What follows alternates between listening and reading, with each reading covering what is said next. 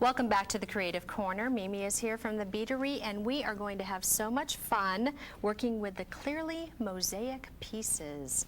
And they are wonderful little different shaped and all kinds of wonderful colors. They're tile pieces, but I believe they're actually acrylic. Okay. They're acrylic pieces, Got yes. that right. Alrighty. Now you can make so many. The canisters were absolutely stunning, and I know many times you can pick up a set for an inexpensive amount, but they don't look fun if they're just plain glass. You have to do something to them. Well, this is the thing to do to them.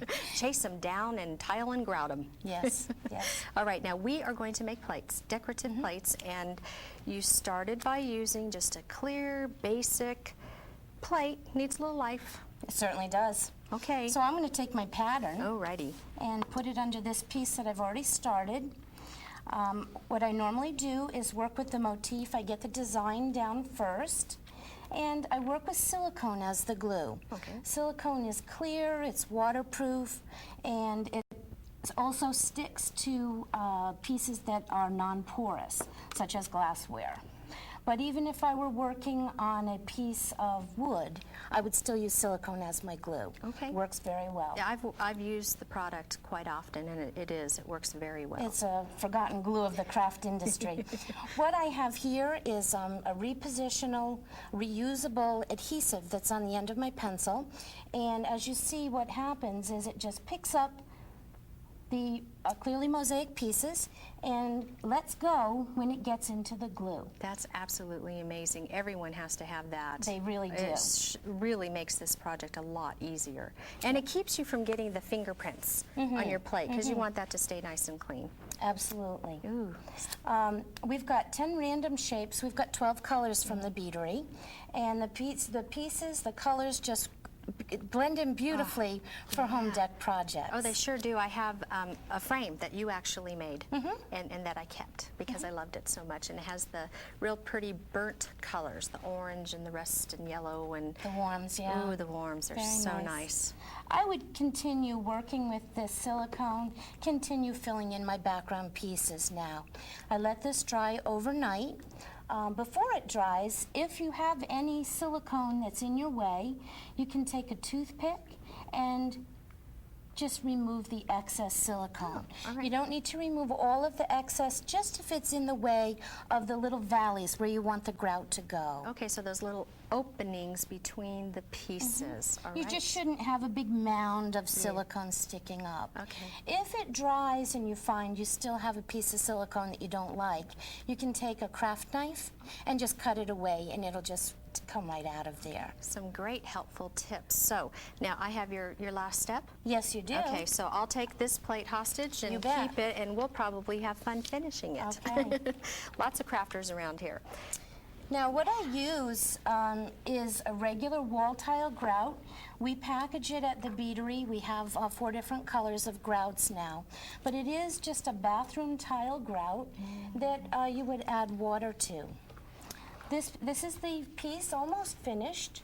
So And, lovely. Look at this. What I need to do here is add some water. I have my grout, powdered grout in here. Just This- add a little water. Yeah, Yes. that step is so important because I have worked with the grout, and instead of turning on the faucet and pouring the water directly into it, it's so much easier. You have much more control with the sponge, and you can, add. It's better to add than to have too much. Absolutely. So, I always keep a little bit back in my plastic bag of grout in case I've added too much water. Okay. I can add more powder in there. all right, so just like baking a cake. Yes, actually. It's like pie dough. I think of it like pie dough all right. because, if it's too sticky, you add more water, and if it's, you add more powder if it's too sticky. That's Okay. okay. Got our recipe down. What I'm going to do here, you can see that it's starting to work up so it's like holding on like a ball, Yeah. going into a ball shape, sort of like the pie dough thing. So I knead it. This would be fun for the kids because Oh, yeah. they'd like to put the little gloves on and get to help mom or dad. Yeah. And yeah, that'd be fun. Okay, but you can see it's soft and pliable, Okay, get a touch. and then it just smears on. Oh my goodness.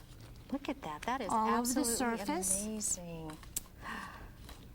And you just make sure that it's nice and in there, and then rubbing it off, so you really don't have to use like a, oh gosh, what is that called? The grout. A squeegee There or you anything. go. No. Right. This is You can just use your perfect. hands, and I would put the grout all over the entire surface.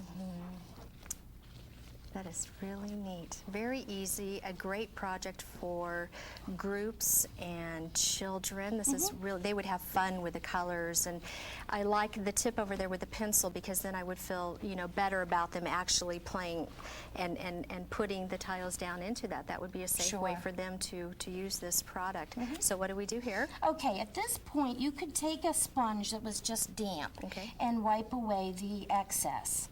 But with the baby wipes, you can just clear off your excess and throw it away. Alrighty, real quick now, how's that going to dry? How long? This would dry overnight, and then you would buff it with just window cleaner and paper towels. Thank you so much, Mimi. This is a fabulous project, and we can maybe we can go out on that wonderful cake plate. I have a creative clip coming up, so a nice little technique like you saw on the pencil. So stay tuned, don't go anywhere. Creative clip. That'd be Thanks. great. Thank you. You're welcome.